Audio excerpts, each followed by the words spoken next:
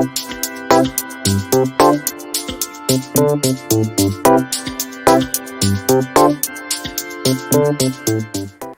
datang di Cakraloka, Universitas Negeri Malang, Excellence in Learning Innovation, bersama saya Feby Henuk, host Cakraloka.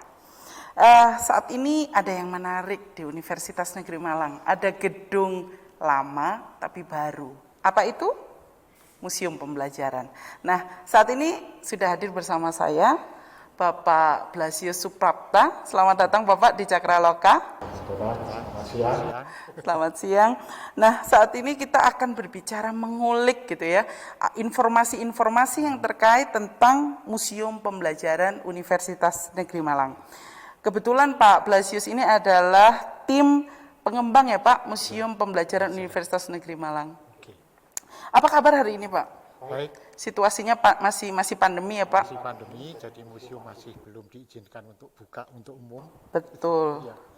Sehingga membuat kita jadi menunggu, tapi yakinlah, bersabarlah. Nanti ketika Anda PPKM sudah berlalu, pandemi sudah berlalu, kita berkunjung bersama-sama di Museum Pembelajaran Universitas Negeri Malang.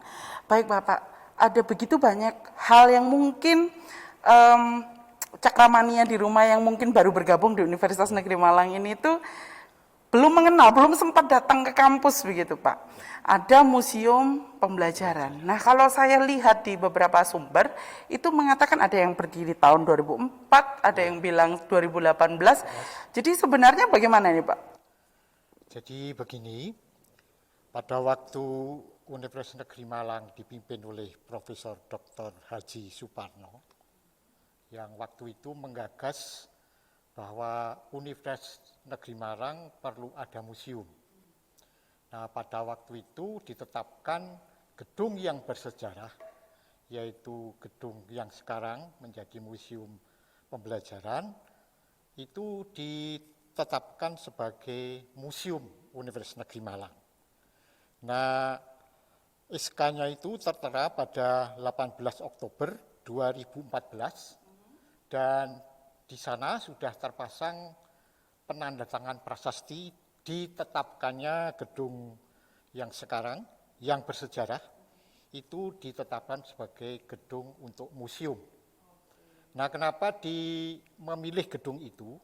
Karena gedung itu merupakan tonggak penting bagi sejarah pendidikan, terutama yang IKIP, karena gedung itu adalah satu-satunya gedung PTPG di wilayah Indonesia bagian timur yang ditetapkan oleh Wakil Perdana Menteri dan Menteri Pendidikan waktu itu Profesor Dr. Muhammad Yamin. Jadi di Indonesia itu ada 3 PTPG. Yang pertama PTPG yang ada di Jakarta, yang sekarang menjadi IKIP Jakarta, kemudian Universitas Negeri Jakarta, kemudian di Bandung ada IKIP Bandung yang sekarang menjadi Universitas Pendidikan di Indonesia. Yang di Malang itu adalah Universitas Negeri Malang, gedungnya itu. Dan gedungnya itu sangat bersejarah, artinya belum mengalami perubahan, sehingga bisa ditetapkan sebagai cagar budaya, karena disitulah awal IKIP itu berdiri, melalui gedung yang disebut dengan PTPG Malang. Gitu ya. Jadi mungkin Cakramania di rumah ini sering mendengar sejarah Universitas Negeri Malang, ada PTPG. Nah, ini seperti yang dijelaskan oleh Pak Blasius. Nah, kemudian pada menjelang itu Pak Profesor Dr. Haji Suparno belum sempat membentuk tim pengembang museum.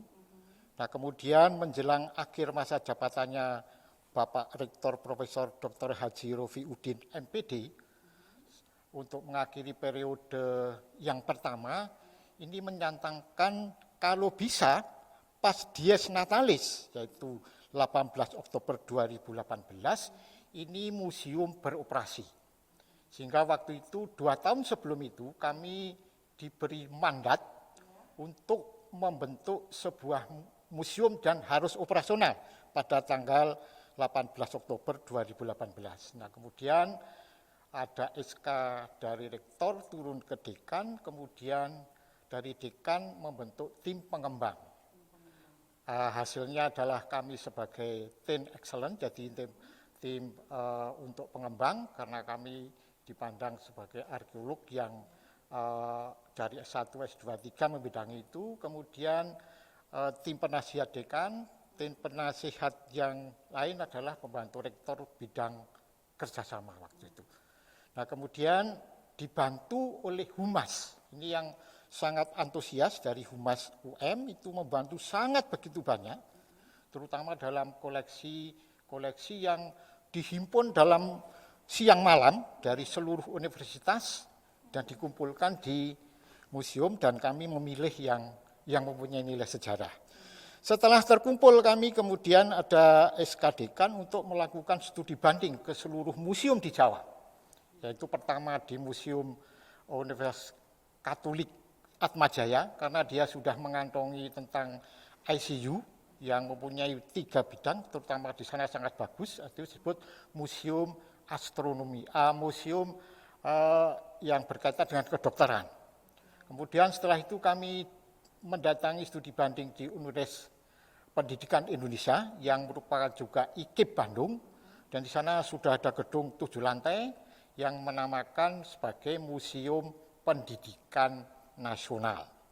Nah, kemudian dia menggarap dari awal berdirinya pendidikan sampai dengan milenial, termasuk RK Kartini, kemudian dan lain sebagainya. Kemudian kami juga studi banding ke IKIP Yogyakarta atau Universitas Negeri Yogyakarta yang mengembangkan Museum Pendidikan Nasional yang berbasis pada 3 hal dari Ki Hajar Dewantara itu.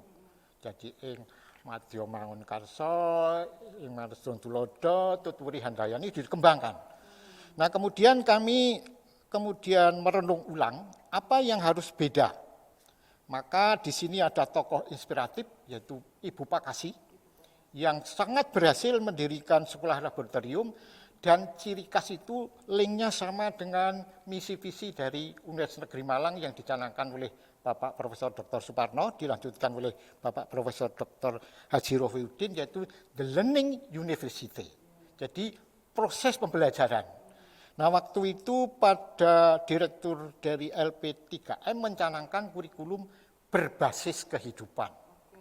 Nah akhirnya dari Ibu Pakasi, kemudian juga Pak Saleh Marzuki yang setelah mengembangkan beberan itu, beberan Pancasila yang sangat terkenal waktu P4, kami adopsi, akhirnya kami menurunkan misi-misi itu menjadi museum pembelajaran. Sehingga berbeda dengan museum yang ada di Bandung, berbeda dengan museum yang ada di Yogyakarta. Ini kemudian kami rapat dan diputuskan, kemudian diketok palu pada tanggal Desember waktu itu, Desember 2017. Nah, kemudian langsung kami bekerja, dan waktu itu kami dibantu oleh Inggil Dokumentari. Oke. Jadi pada dasarnya museum kita ini memang betul-betul ya, semua museum itu sama gitu Pak ya. Namanya juga museum, pasti bagian dari ada koleksi-koleksi sejarah ada di dalamnya yang menggambarkan, tapi punya tema, punya visi yang berbeda dengan museum-museum yang lain. Nah, salah satu visinya itu pembelajaran itu tadi ya Pak, sesuai juga dengan tagline yang sekarang ini, Excellence in Learning Innovation begitu. Sehingga itu masih berhubungan satu dengan yang lainnya. Baik Pak, kalau dilihat ada prasasti-prasasti apa sih Pak di dalam museum ini? Jadi prasasti yang sangat berharga adalah prasasti pendirian PTPG, yang itu kami abadikan di sana, yang waktu itu ada prasasti penandatanganan oleh Wakil Perdana Menteri Indonesia, yang kemudian Menteri Pendidikan Indonesia, yaitu Profesor Dr. Muhammad Yamin. Jadi ada 2, jadi yang pertama itu peresmian PTPG, kemudian pengoperasionalan PTPG di Malang. Nah, gitu, itu. Nah, kemudian itu prasasti. Kemudian prasasti yang lain adalah kami panjang di ruang prasasti. Jadi setelah ada ruang rektorat, itu ada lorong yang kemudian disebut prasasti. Di situ kami tampilkan SK PTPG, berserta capnya, tanggalnya, tahunnya, nomornya, kemudian berganti menjadi IKIP Negeri Malang. Nah setelah itu berganti lagi menjadi Universitas Negeri Malang. Ya. Kalau dilihat ini kan kita belum bisa masuk ke museum ya Pak. Mungkin bisa diinformasikan kepada Cakramania nih terkait tata pamer Pak. Kira-kira ruangannya itu apa saja, kemudian ada section apa begitu. Itu mungkin bisa dibagikan Jadi, informasinya. kami di sini sebetulnya pembangunan museum itu idealnya adalah dari nol. Seperti di UPI itu betul-betul membangun gedung baru. Dan land story-nya itu dirancang sehingga memenuhi. Tetapi kami berbeda, kami mengadopsi gedung yang sama seperti di Museum Geologi Bandung. Jadi gedungnya ada dulu. Nah kemudian tata pamernya kami menyesuaikan ruangan-ruangan yang ada. Dan tidak boleh dibongkar karena gedung itu gedung bersejarah. Tidak boleh, apapun kemudian saya usulkan, ada yang mau ganti tegel, tidak boleh saya, ada yang mau ganti cat, tidak boleh, ada yang bahkan ada yang mau ganti pintu yang ciri khas itu juga saya tidak boleh, karena itu masuk cagar budaya yang tidak boleh diganti, tetap dipertahankan. Nah, dari itu kemudian kami merancang, jadi karena tidak boleh dibongkar, jadi kami merancang yang pertama ada ruang sejarah UM. Nah, di situ ditampilkan panel-panel dari PTPG sampai menjadi universitas. Dan kemudian didukung oleh layar melengkung, kemudian ada setiap orang mau masuk, kita tayangkan sekitar 7 menit tentang sejarah UM, dari awal sampai UM ini. Nah, setelah sampai di situ, di tengah ada pajangan yang merupakan mikroskop pertama. Nah, kami dapat dari MIPA waktu itu, dan oleh dekan MIPA itu sudah dibuang di ruang sampah. Kemudian saya tanya, ini pertama kali lah. Kemudian itu benda sangat penting karena waktu itu yang lain belum punya karena PTPG pertama. Nah, kemudian juga saya ada slide proyektor pertama. Itu bentuknya sederhana dan sudah dibuang oleh LP3N juga, kemudian kami rawat, kami narasikan bahwa ini adalah perangkat pembelajaran, ada di situ. Sehingga kemudian setelah ruang sejarah UM, itu ada ruang rektor. Nah, seluruh rektor itu dipajang berbentuk foto-foto dengan perangkat yang ada. Jadi di situ kita beruntung masih bisa mengamankan meja Bapak Rektor PTPG pertama itu bisa kita pajang di tempat. Dan itu dulu dipakai oleh pembantu Rektor 4. Termasuk waktu itu jadi panitia pengembang, kemudian saya menodong ini harus dikeluarkan dan ditempatkan di ruang rektorat itu. Kebetulan kami juga mencari kursi yang dipakai Pak Darmaji waktu itu, Pak Rektor pertama, dan tempat telepon pertama, sehingga di situ. Nah kemudian itu benda bersejarah karena memang dipakai kantor. Nah kemudian kami pajang beberapa alat-alat komunikasi pengajaran yang pernah dipakai para rektor di situ, ada lemari begitu. Yang terbanyak waktu itu yang menyerahkan adalah almarhum Profesor Dr. Haji Nuril Huda. Itu sangat lengkap, dari foto dia mahasiswa sampai dia S2, terus PhD. Nah, kemudian ada prasasti dia mahasiswa berprestasi se-Asia Tenggara, di situ ada. Terus benda-benda yang lain. Kemudian benda-benda yang lain adalah bendanya Bapak Saleh Marzuki yang berkaitan dengan momen UM dikenal waktu itu. Di dunia P4 waktu Orde Baru, beberannya itu. Nah kami berburu sampai ke Perpustakaan Nasional, sampai Arsip Nasional, ternyata yang di Lapasila itu justru tidak ada, padahal itu kan arsipnya mereka, justru dia minta ke kita ini waktu itu. Nah setelah ruang rektorat, kemudian ada satu ruang yang belum kami isi, adalah nanti akan kami isi ruang pidato rektorat pas pelepasan maupun pengangkatan. Jadi nanti itu belum berhasil saya realisasikan. Jadi kalau orang nanti masuk ke ruang situ, duduk, kemudian mendengarkan bagaimana peresmian PTPG pertama. Nah, begitu. Terus kemudian bagaimana pengangkatan rektor pertama di situ. Visi misi rektor pertama apa nanti? Itu yang belum kami bisa realisasikan. Nah, setelah itu masuk ke lorong ruang prasasti. Nah, itu kita pajang SK dari PTPG, kemudian menjadi IKIP, kemudian cabang-cabangnya mana saja, kemudian UM, dan ruang selanjutnya dipajang beberapa stempel dari seluruh fakultas dari PTPG sampai UM. Jadi kalau mau melihat gimana dulu cap dari MIPA misalnya, PTPG-nya kayak apa, ada di situ. Mungkin yang saat ini Cakramania yang baru bergabung di era-era yang generasi Z itu bisa tahu dulu di awal-awal bisa sampai menjadi Universitas Negeri Malang yang sebesar ini itu berawal dari mana begitu Pak ya. Baik. Nah, kalau ada begitu banyak koleksi tentunya Pak ya. Perawatannya bagaimana Pak? Perawatannya untuk Jadi kami sementara ini ada gudang kecil yang menyimpan benda, karena kan ruangannya harus estetis di dalam memajang. Nah, kami ambil yang mempunyai nilai sejarah penting. Jadi misalnya cap fakultas pendidikan yang pertama. Kan ada beberapa, itu kami simpan di storage.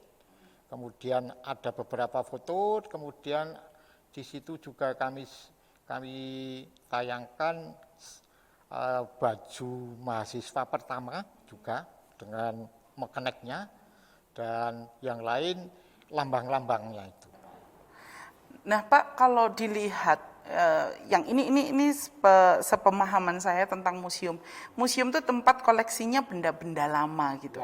Apakah museum pembelajaran itu juga termasuk yang seperti itu, ataukah ada koleksi yang baru, ataukah ada maksudnya yang apakah itu menjadi sebuah catatan yang lama, kejadian-kejadian yang lama saja, ataukah ada hal-hal yang lain, Pak? Jadi yang pertama kita simpan adalah yang benda bersejarah, yang menandai perubahan. Jadi misalnya dulu kan dari PTPG menjadi IKIP, pembelajarannya kayak apa? Itu kita simpan di situ. Bukunya, modulnya kayak apa? Itu kita simpan di situ. Contoh yang konkret, modulnya Bupakasi. Itu karena dia waktu itu dipandang sebagai orang pelopor pendidikan, bagaimana mendidik orang bisa berhitung tanpa lama, cepat, kemudian membaca juga cepat, itu kita pajang di situ.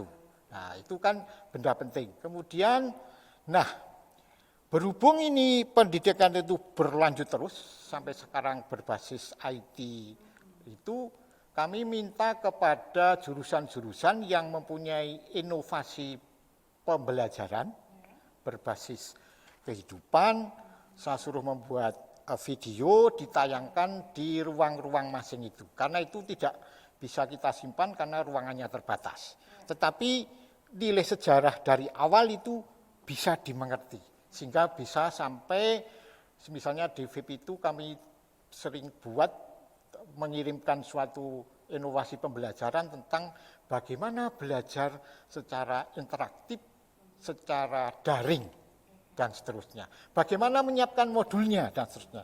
Itu bisa dilihat pada video yang berdurasi hampir 1 jam. Dan di situ kami menampilkan tokoh-tokoh seperti Raka Joni yang dianggap penting, Ibu Pakasi, kemudian juga Pak Saleh Marzuki yang mempunyai gagasan tentang simulasi itu, pembelajaran yang diadopsi oleh Pak Domo sebagai namanya simulasi P4 itu.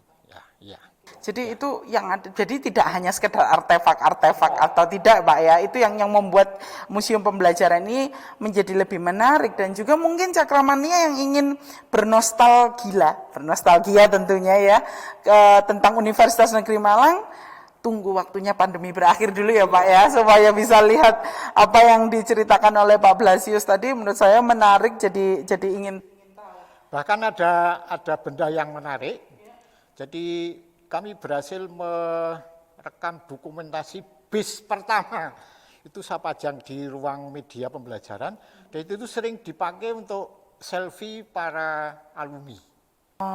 Terus kemudian kami BIS juga pertamanya IKIP UM ya Pak? UM. Iya ya. Yang kecil atau yang besar Pak? Yang besar waktu itu. Kami tayangkan di situ, tapi hanya berbentuk foto. Kemudian saya pajang juga sepeda yang dipakai oleh Humas untuk mengantarkan surat dari fakultas ke fakultas. Nah itu sering dipakai selfie. Kami terinspirasi di UPI itu menayangkan itu, kemudian saya pajang sampai apa itu tempatnya koran, tempatnya ini saya pajang di situ dan sering dipakai itu untuk selfie para alumni. Untuk ini. Nah, saat ini kita dihadapkan pada dunia digitalisasi yang begitu luar biasa Pak, perubahannya ya, jumpingnya itu luar biasa. Bagaimana Museum Pembelajaran melihat situasi di era digitalisasi ini kan, supaya museum juga tetap survive juga, apakah juga memfasilitasi mengikuti perubahan perkembangan zaman ini ataukah bagaimana Pak? Jadi kami sudah mengembangkan dengan dana yang ada, jadi kami kolaborasi, ada dana penelitian PNBP, dipadukan dengan anggaran yang ada, kami telah berhasil membuat digitalisasi museum.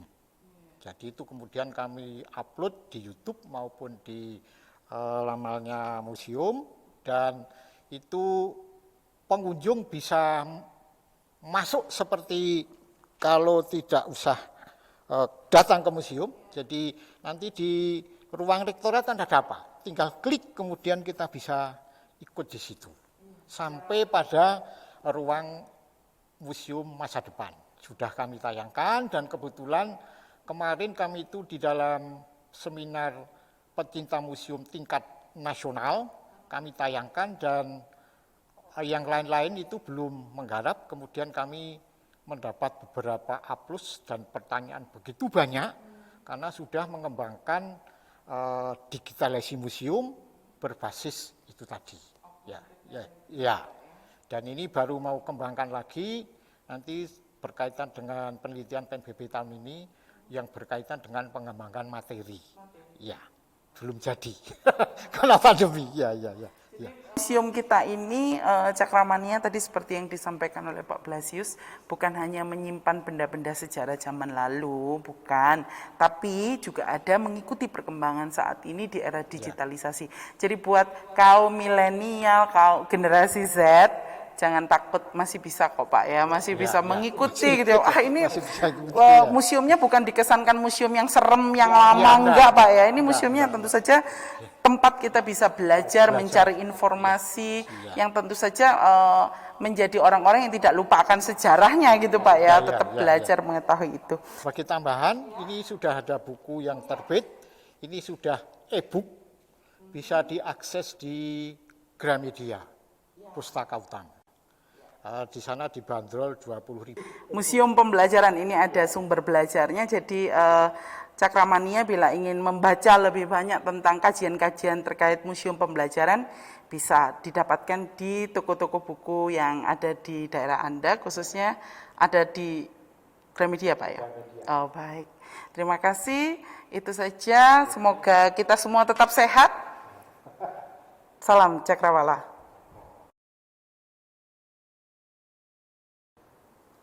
Pendahulu kita mengatakan bahwa bangsa yang besar adalah bangsa yang tidak pernah meninggalkan sejarah.